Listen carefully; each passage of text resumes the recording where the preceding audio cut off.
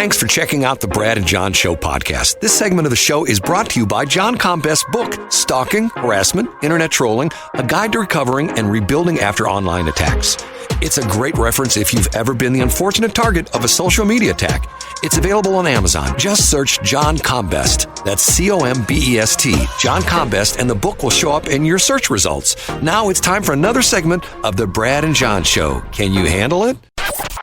It's me, Egbert, once again. I'm the new owner of this station. I went out and hired the best talk radio consultant, Jeff Allen from News Talk STL, and told him to hire the worst talent he could find. Jeff did exactly as I told him. Ladies and gentlemen, here are Brad and John. You know, John, I don't know if you know this or not, but I've recently put in a new ChatGPT implementation. I didn't know that, yeah, Brad. Which is what does it do? Well, what it does is I put in a topic that I want to talk about, and then it scans the johncombest.com site and to save me from any embarrassment of saying, "Hey, John, do you know about this?" And John says, "Well, it was number 2 on my yesterday's list, and it was number 4 last Thursday, and it was number 6 a week ago Tuesday." So therefore, when I bring something up, I won't be embarrassed by John because of the fact that to me it's like, "John, guess what I found out?" And John says, "Well, I've had that. I've known that for 3 years now, Brad." Now let's diagnose John a little bit because we'll talk about me in the third person. Have a tendency to be a little bit of a smart aleck, Brad. And also, let's face it, over the weekend, again, you got KSLQ back up and on the air after storms. Way more important in the grand scheme of everything than going to my website every day and reading every article and thinking John might say something. Brad, you were concerned with stuff way more important for the radio station than skimming a list of headlines. And you know, I hope you know, then when I give you a hard time, I'm just giving you a hard time. John, I appreciate that. Okay, here's the story. After the not so great debate, God, it's coming up on 2 weeks ago. It's a week and a half ago. Hard to believe. Okay. The president did 2 radio interviews on Wednesday last week, which would have been July 3rd. Okay. And interestingly enough, he did it with 2 black radio hosts. And the 2 black radio hosts were therefore interviewed by different media types. And a common thread emerged. Do you know what I'm talking about, John? Yes, I do. I saw at least one of these stories, Brad, in the fallout. Go ahead. The common thread was the White House gave these radio hosts questions. Each radio host got 8 questions, and they were allowed to pick 4 of the questions asked the president. So in other words, they're given, it's like Donna Brazile lives, if you know the whole crazy story, Donna Brazile, who used to work at CNN back when in 2016 we had the Hillary Clinton, Donald Trump debates, it later came out that Donna Brazile gave Hillary Clinton the questions. Of course, why not? Right, that were going to be asked at the debate, which, you know, obviously then that gave Hillary Clinton the advantage on this. Okay, so the various media outlets interviewed both of these radio hosts, and they both admitted, yes, they got the questions, and yes, they asked the president questions. Now, there's an update to this story. The one lady whose name is, she's got an interesting name. She's got one of these hyphenated names. Her name is Andrea Lawful Sanders. She admitted during a CNN interview Saturday that Biden's team sent her 8 questions to ask ahead of the interview on The Source last Wednesday. Lawful Sanders said she, quote, approved 4 of the questions and used them during her sit down with the president, which marked her first interview, his first interview following the disastrous debate performance last month. The questions centered around Biden's accomplishment, debate performances, progress in both Pennsylvania and Wisconsin, what's at stake in the election, and what he would say to voters who are considering not voting in the presidential election. Okay? Guess what happened yesterday? WURD, I like those call letters, WURD. The president and CEO of WURD fired Lawful Sanders. Can you believe that, Brad? And I guess it was because she violated the relationship with the White House, and she burned that bridge. So let's punish the reporter for speaking the truth. Right. She didn't. Well, yeah, she did speak the truth because she admitted they gave her the questions. Yeah. They said WURD radio is not a mouthpiece for the Biden or any other admin. Now, John, you and I have talked about this before. We don't do that very, very many interviews, but, we do them from time to time. And you know where I'm going with this. I do. I've had people through the years, Tell the casino. It's a casino story, right? Well, or was it? It was a boat trip. Tell that story, Brad. I don't think you've ever told that story on this show. Well, there's people that like if you're like, for example, I know I'm in trouble when I want to interview somebody and they are comms person, a corporate person calls me and says, those people. Right, yeah, those people like John. Mr. Hildebrand, what exactly are you going to talk to Mrs. Smith about? Well, I don't really know yet. Well, sir, do you mean you don't have your list of questions done yet? You can't submit those questions to us so we can take a look at what you're going to. As a matter of fact, if you don't mind, we can send you some talking points that would be most advantageous to a excellent experience for your listeners if you use these talking points when you talk with Mrs. Smith. Those interviews I don't do. Cringeworthy. And it's cringeworthy, Brad. Because of the fact it's boring radio. Once again, what you and I try to do, if there's anything that somebody come away from the show and saying that, well, there's one thing about that show, they ain't scripted. You know what I'm saying? Yeah. And let me interrupt real quick, too, because I know that there's young people that are involved in corporate communications who I know firsthand listen to this. And I believe most of them know this. But the other thing is, as a good communications person, whether you're working for a political candidate or you're working for especially a corporate executive, there's a way to have that conversation and say, hey, Mr. Grant is an expert on what our quarter is going to look like and how sales are going and the general business trends. He's not going to be able to answer questions about specific weeds that Roundup controls and doesn't control. You know what I mean? And you can set the parameters. And then when your executive is having that conversation with the reporter and the reporter says, actually on Palmer Amaranth, do you need to use a pre-emerge herbicide and then come over the top with a glyphosate, or what do you recommend? Then Mr. Grant can say, well, actually, I'm not, we update our technical recommendations every year, and, we have somebody who can speak to that. But what I can tell you is that farmers continue to choose our products because whatever. You get what I'm saying, Brad? John, somebody good will lay that groundwork early on. John, once upon a time, I had a woman that came to me that wanted to work as a salesperson for me at the radio station here, KSOQ.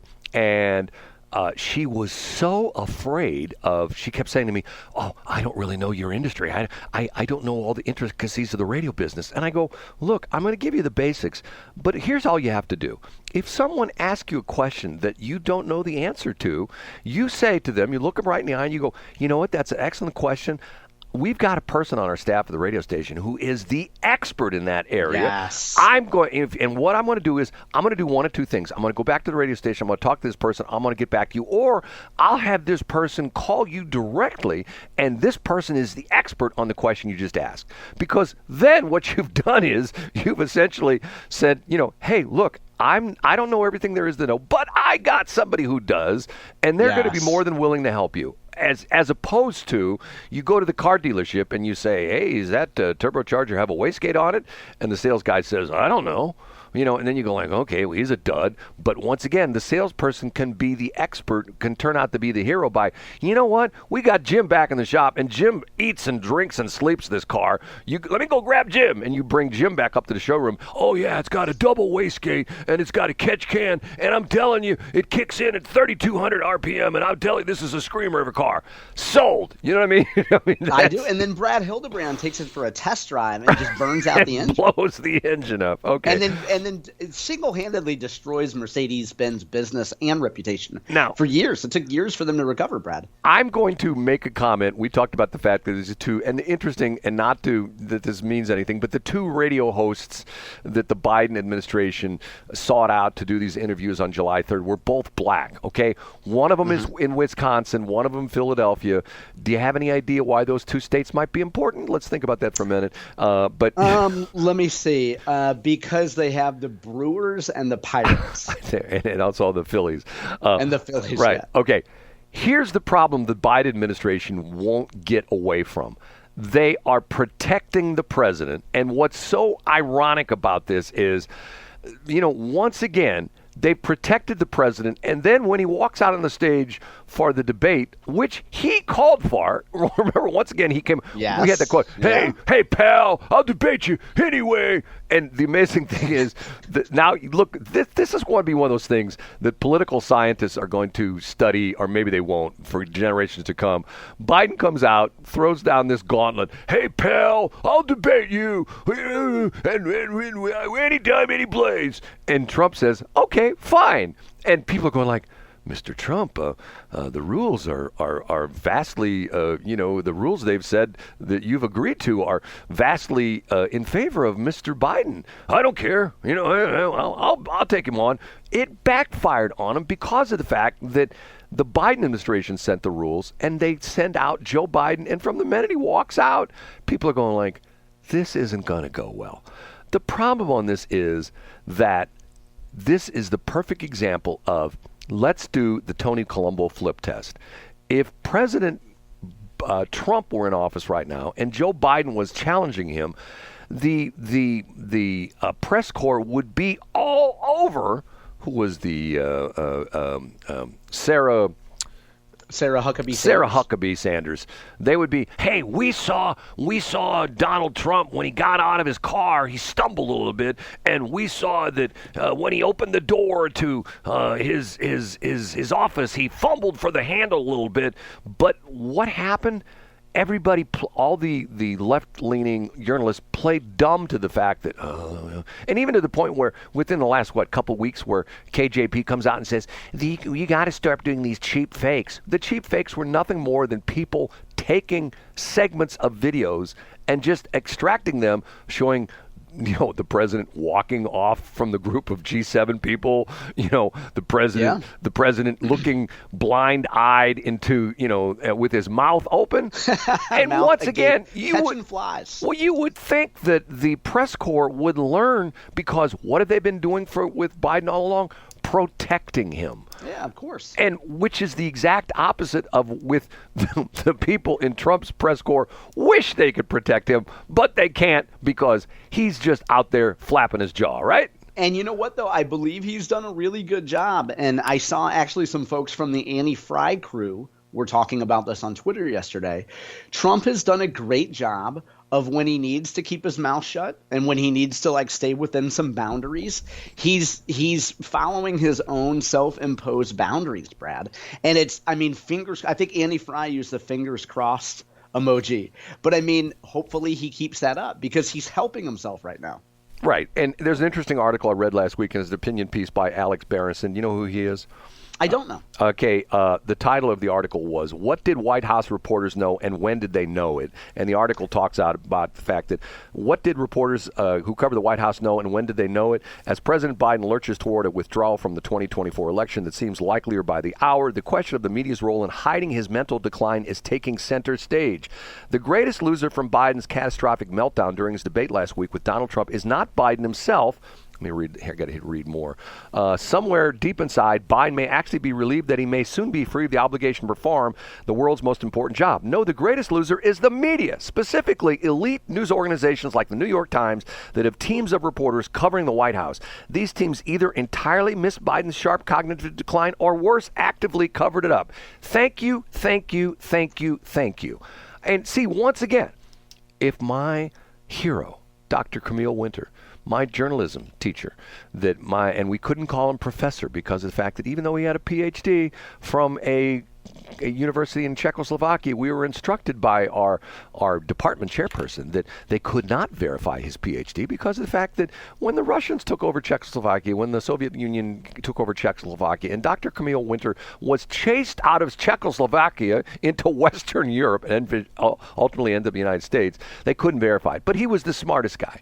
And he always told us that you dig and you dig and you dig and you find out the truth. Well, once again, it's just like the person that I can't mention his name because the conversation I had recently was off, it's been 2 or 3 months, was off record. I said to him, what do you think of the current crop that the journalism schools are are turning out. He said they're not journalists, they're activists. And that's essentially what it is. You know, I mean, once again, when the dude came out from NPR and say, hey, there's nobody here that voted for Trump, did that surprise you, John? Absolutely not. By the way, do you think Jay Ashcroft's professional registration might be in a file folder in Czechoslovakia? Here we go again. If I'm naked as a jaybird, I send somebody over there and say, hey, can you just sniff around, see if you get that paperwork over there? Maybe Jay and Janet have in a basement somewhere. You know, it's right next to the whatever they used to cover up that statue's breast. But maybe it's in a file folder. No, that was his father who covered up the statue's breast. Yeah, it's in Jay and Janet. I'm sorry, it's in John and Janet's basement. Oh, okay. You said Jay. What's Jay's wife's name? Do you know? I don't know. You know, surprisingly, she's easy on the eyes. Really? Yeah. Have you seen a picture of her? No, I have not. Yeah. I haven't looked for a while, but and by the way, I think the best defense that Jay's team could use, whether he's an engineer or not, just show a picture of Jay like at a parade. Like just show Jay on a Tuesday and say, does this man look like an engineer to you? Do you know? I'm bringing it up. It's Katie Ashcroft. Katie Ashcroft. Okay. Do you know what the problem with the whole? Oh yeah, look at her. The whole deal. Sorry, that's a man's wife. Sorry, go ahead. Listen to you. You know what the problem with the whole deal with Jay Ashcroft? I just did my research. You're doing research while we're on the air. I'm doing research. Jay's professional engineering registration. What's the name of that office again? The office is professional. What is it called? Office of Professional Registration. It's actually under his pseudonym, which is Lorenzo von Matterhorn. Do you know about this? Yeah, you know, I Googled that the other day, Brad, and I found out that that's from HIMYM. From HIMYM? I had a lady friend who was really into HIMYM. And that's the only reason I know about it. HIMYM is what? I had to Google it, though. What is HIMYM? How I Met Your Mother. Oh, okay, HIMYM, yeah. Did you like my reference to Lorenzo? I did, and I didn't get it, but I appreciate any kind of like obscure reference like that, Brad. For those of you out there, especially you guys, Google Lorenzo von Matterhorn. Just like, hold on a minute. And was he an alleged, according to your story, Brad? Is that an alleged doctor? I don't know what he is. Alleged doc. Are you making fun? Is this your shot at the Jill Biden stuff again, Dr. Biden? No, I just didn't know the Matterhorn. I never watched How I Met Your Mother, although humans attempted to get me to watch it. But is that the name of like a pretend doctor or a real doctor on the show? You don't know the reference to this? No, I as I just said, I never watched How I Met Your Mother. It's actually pretty funny. It's how he picks up women, okay? What he does is, maybe you'll get a kick out of this. He puts up, and in this case, he used the name Lorenzo von Matterhorn. And he goes online and he puts up all these fake stories about Lorenzo von Matterhorn being this very important person and being rich and you know, having all this you know, cred and he's very famous, a whole bit like that. So he goes into a bar and he checks out a woman he'd like to, you know, essentially meet up with. And she's not overly impressed with him. She sort of blows him off and, yeah, you know, you don't know. And he says, well, my name is Lorenzo von Matterhorn, and he says, I have to go to the restroom. So he leaves, and instinctively, she grabs her phone and she starts Googling Lorenzo von Matterhorn. And nice. She finds all these fake articles about how he's this very important guy, he's rich, he's internationally known, blah, blah, blah, blah, blah, blah. And he comes out of the restroom, and guess what? She has a different attitude. Oh, hi, come on, talk to me. You know, which is sort of interesting because that's a great storyline, Brett. Now, have you tried that before? Oh, man, I did it before. And what I did was I went up to a woman and I said to her, you know, and she was like, you said I'm J.C. Corcoran. No, she wasn't totally disinterested. And she says, well, who are you? I said, I'm John Combest, and I have to go to the restroom. So I walked off, and when I came back, the woman is like, oh my God, you know everything there is to know about the state of Missouri with politics and things like that. I go, yeah, just another day at the office, you know. Oh my God, can I buy you a drink? Can I buy you dinner? Can I drive you home tonight? But you know what you did, Brad? Because you're a jerk, you had to play the role of John Combest. You had to say, yeah, what was the top link on my website on Saturday? I linked to a story about Hulk Hogan beer. Why didn't you read it? It was the top link on my website. Why didn't you read it? And then she ran off. Now, not to outdo you, Brad, but I pull the same thing. I tell people I'm Ernst Gräfenberg, you know? Who's Ernst Gräfenberg? Well, I just tell them that I invented a certain spot. You know, then I go to the bathroom and they Google Ernst Gräfenberg and, you know. I'm not going to touch that. It's like a brand new relationship. I'm not going to touch that one. Okay, John. Well, I mean, you could do it with a little come hither motion, but that's a different story. John. We're talking about calling a neighborhood pet over, Brad. But right? For sure, John would never hit on any woman at a bar who was wearing comfy shoes. We all know. Absolutely not, We Brad. all know that to be a fact. Okay, John. On a scale of 1 to 10, how did we do today? Well, this is episode, according to you, number 4,192. You're right. And it was fantastic. And Brad, once again, thank you for getting us back up on the air. I know that it's not fun, I'm sure, to restore a transmitter knocked down by the storms. And I appreciate everything you do for us, Brad. I mean that. You know what I am, Don, don't you know? Yeah. You know what? You claim to be an engineer, but do you have your paperwork? I am an undocumented engineer. That's what you are. That's what you're a newcomer engineer, Brad. That's what Jay Ashcroft is. He's an undocumented. See, you know, we need to start that. Would that be funny? An undocumented engineer. Jay Ashcroft. You know, I'm Bill Eigel. I'm running against the undocumented engineer, Jay Ashcroft. He claims to be an engineer, but he has no documents. He's undocumented. We need to. And by the way, I have to do research on this because. Once again, I threw this out earlier about the fact that name one of the cities that I'm going to give you just 3 guesses real quick, or no, 2 guesses real quick. Name a city that Bill Eigel is running TV commercials on for governor of Missouri. Give me 2 cities right off the top of your head. Glasgow Village and West Plains. I don't know. Well, Glasgow Village technically. Well, we'll talk about it tomorrow. Okay. I'm going to say the city that. A friend of mine called me and told me that they saw his TV commercial on in this city, which is not even in the state of Missouri. Oh, what a cliffhanger. You got to find that and then the Crystal Quaid picture. Okay, I will do that. Thanks for checking out the Brad and John Show podcast. This segment of the show is brought to you by John Combest's book, Stalking, Harassment, Internet Trolling, A Guide to Recovering and Rebuilding After Online Attacks. It's a great reference if you've ever been the unfortunate target of a social media attack. It's available on Amazon. Just search John Combest. That's C-O-M-B-E-S-T, John Combest, and the book will show up in your search results. Now it's time for another segment of the Brad and John Show. Can you handle it?